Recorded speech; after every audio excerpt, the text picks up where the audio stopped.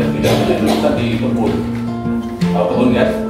Jadi kita di kebun sama pelatihnya begini. Bayangkan pohon-pohon ini adalah jamaah semua. Kamu silakan ngomong ini. Kita membayangkan kita pidato, kita bayangkan dari orang-orang sebentar. Jadi kita teriakkan, enak kan di kebun kan? Kita teriak ya nggak mengganggu orang ya kan? Tapi kita membayangkan pohon-pohon itu adalah jamaah kita semua. Jadi kita berekspresi itulah. Hadirin yang dirahmati Allah Subhanahu wa Ta'ala, sepeninggal Rasulullah Shallallahu Alaihi Wasallam bila bin Rabah memilih tinggal di Syam. Pada suatu malam, Rasulullah hadir dalam mimpi Bilal dan menegurnya, "Ya Bilal, sudah lama engkau tidak mengunjungi wahai sahabatku." Pada suatu malam, Rasulullah hadir dalam mimpi Bilal dan menegurnya, "Ya Bilal, sudah lama engkau tidak mengunjungiku." Bilal pun bangun. Kamu kalau baca biografi Soekarno itu Soekarno dididik oleh seorang yang bernama Soekarno, AOS Soekarno atau ya, itu pelatih pidato yang luar biasa. Itu kalau kita baca, saya baca juga di biografinya Soekarno itu, dia kalau pidato itu kata gurunya itu kadang malam-malam yang lain nggak pernah tidur, ya kok di ruangan masih ada suara orang pidato ya malam-malam itu. Begitu dilihat tuh Soekarno sedang berdiri di atas meja, jadi dia sengaja di meja, berdiri di atas meja, ya bukan di atas bawah gitu. Di atas meja dia berpidato ya. Assalamualaikum. Dengan lantang, makanya coba kalau lihat pidatonya Soekarno, luar biasa kan, lantang suaranya itu. Nggak ada yang bisa mengalahkan pidatonya Soekarno.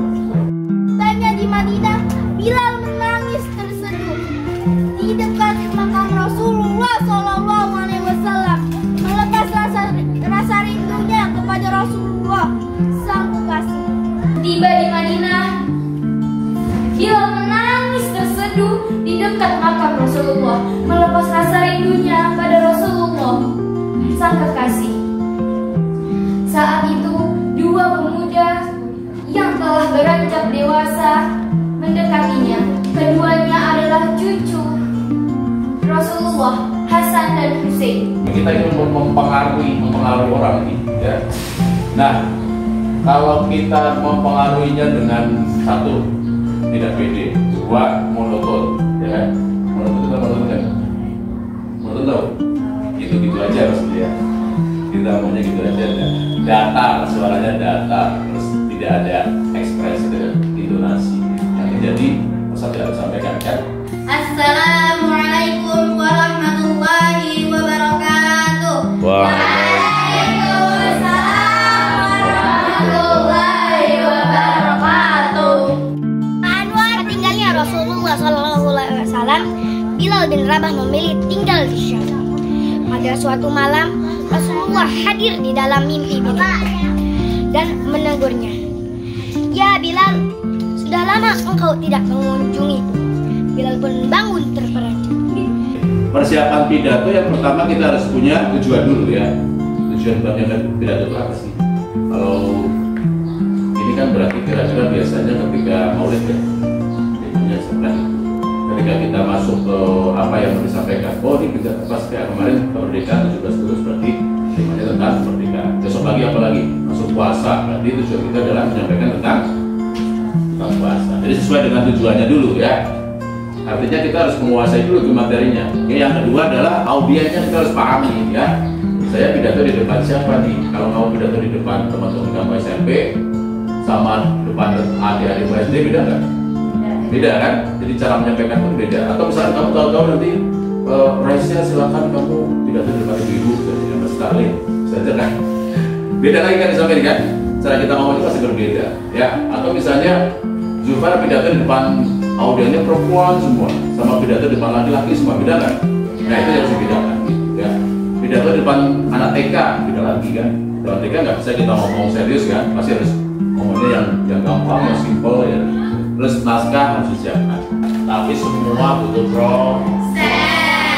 Ya tahu kan dulu juga begini, meninggal terus itu sama. Tapi kalau kita praktek terus selalu tampil, intinya adalah sering tampil ya. Sepeninggal Rasulullah Shallallahu Alaihi Wasallam, Bilal bin Rabah akhirnya tinggal di Syam. Pada suatu malam, Rasulullah hadir dalam mimpi Bilal dan menegur, "Ya Bilal, sudah sudah lama engkau tidak mengunjungiku, wahai sahabatku. Bila pun bangun dan belajar, segera ia mempersiapkan perjalanan ke Madinah untuk berziarah ke makam Rasulullah. Setiba di Madinah, Bilal pun menangis berseduh di dekat makam Rasulullah. Rasulullah Shallallahu Alaihi Wasallam Bilal bin Rabah tinggal di Syam. Pada suatu malam, Rasulullah hadir dalam mimpi Bilal dan menegurnya. Ya Bilal, sudah lama engkau tidak mengunjungiku. Bilal pun bangun terperanjat sehingga ia mempersiapkan perjalanan menuju ke Madinah untuk berziarah. Yang paling penting ketika kita bicara pidato, ya yang pertama adalah artikulasi. Apa artikulasi? Sudah diajarkan kan bahasa Indonesia kan? Apa artikulasi? Ya, pengucapannya betul ya. Vokal konsonannya jelas ya. Hadirin yang dirahmati Allah Subhanahu Wa Taala harus jelas. Hadirin yang dirahmati Allah Subhanahu Wa Taala jelas ya. Puji syukur kepada Allah Subhanahu Wa Taala. Jelas kan kira-kira? Puji syukur kami panjatkan kepada Allah Subhanahu. Jelas kan? Gitu. Jadi kita harus coba lihat pidatonya siapa. Kamu udah punya contoh nggak orang pidato? Zainuddin MZ tahu kan? Kiai Zainuddin MZ tahu. Jelas kan ngomong kan? Kita harus bertakwa kepada Allah Subhanahu Wa Taala. Ngomongnya kan sama ya. Kita harus bertakwa kepada Allah Subhanahu Wa Taala. Sama nggak kalimatnya? Tapi artikulasinya jelas ya. Kita harus bertakwa kepada Allah Subhanahu Wa Taala. Beda kan? Kedengarannya dari jamaah juga berbeda. Ada penekanannya. Artikulasi. Terus kemudian intonasi. Apa intonasi? Tinggi rendahnya ya. Ketika ada suatu hal yang penting atau tinggi ya. Salawat dan salam semoga tetap terlimpahkan kepada baginda Nabi Agung Muhammad. Kan ada penekanannya tuh ya. Itu kalau misalnya salawat dan salam kepada Allah kepada Nabi Muhammad SAW. Data monoton ya. Di Madinah, benar-benar kita berseduh di depan makam Rasulullah, merasa rindunya pada Rasulullah sang kekasih. Saat itu dua pemuda yang telah beranjak dewasa mendekatinya. Keduanya adalah adik Rasulullah, Hasan dan Husain. Salah satu dari keduanya berkata kepada Bilal, "Paman, maukah kau sekali saja mengumandangkan azan untuk kami? Kami ingin mengenang kaki kami." Meninggal Rasulullah SAW, Bilal bin Rabah memilih tinggal di Syam. Pada suatu malam, Rasulullah hadir dalam mimpi Bilal dan menegurnya. Ya Bilal, sudah lama engkau tidak mengunjungiku. Bilal pun bangun terperanjat. Suara, power ya. Oh, beda nanti kalau pidato sama materinya, capeknya sama. Tapi kalau kita ngomongnya cepat, datang dengan yang kita lakukan dengan power itu beda. Nanti pesannya akan disampaikan bagi mereka yang pelan, intonasi dapat, powernya dapat. Ya. Kemudian tempo tadi sama ya, mata jangan terlalu terburu-buru. Terus kontak mata ya. Kamu harus mulai latih. Nah ini kamu harus mulai latih dari mulai awal kalau bisa ya. Ketika kamu naik panggung, itu kamu udah harus mulai. Jangan justru kamu lihat naskah ya. Justru kesempatan itu kamu bisa pergunakan untuk menghilangkan rasa grogi kamu. Kamu harus tangkap satu-satu ya. Dua pemuda yang telah beranjak dewasa mendekatinya, Hasan dan Husain.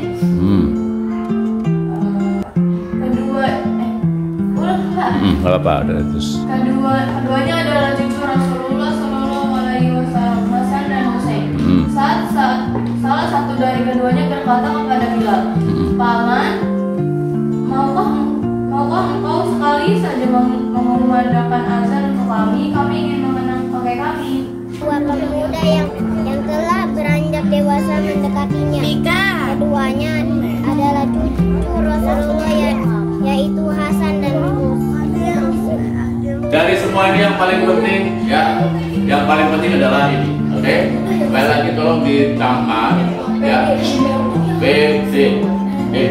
Ustadz pun sama. Ketika misalnya di Ustadz misalnya kemarin tadi acara PKS itu bertanya berapa jumlah yang akan hadir? Sekitar 500 orang. Ustadz bayangkan sebelum mulai, Ustadz bayangkan mungkin ada tokoh, ada apa segala macam. Ustadz bayangkan itu sebelumnya tuh. Oh, ya. Yang Ustadz bayangkan apa?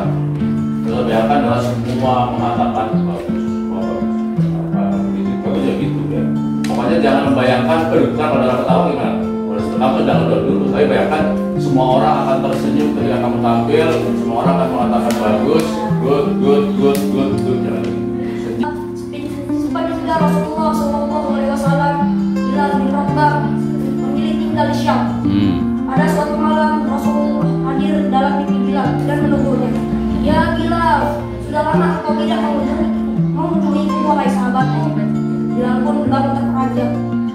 Segera ia mempersiapkan perjalanan ke Madinah untuk berziarah ke makam Rasulullah. Setiba di Madinah, Bilal menangis terseduh di dekat makam Rasulullah. Itu kedua pemuda yang telah beranjak dewasa mendekatinya. Keduanya adalah cucu Rasulullah SAW, yaitu Hasan dan Husain. Salah satu dari keduanya berkata pada Bilal, "Wahai paman, maukah engkau sekali saja mengumandangkan azan untuk kami? Kami ingin mengenang kakek kami." Hadirin yang dimuliakan Allah Subhanahu wa taala. Sepeninggal Rasulullah SAW, Bilal bin Rabah memilih tinggal di Syam. Kita seolah-olah menunjukkan di Syam kan? Pada satu malam, Rasulullah SAW hadir dalam mimpi Bilal dan menegurnya, "Ya Bilal," sedang ngomong ke Bilal, "Ya Bilal, sudah lama engkau tidak mengunjungiku, wahai Bilal sahabatku."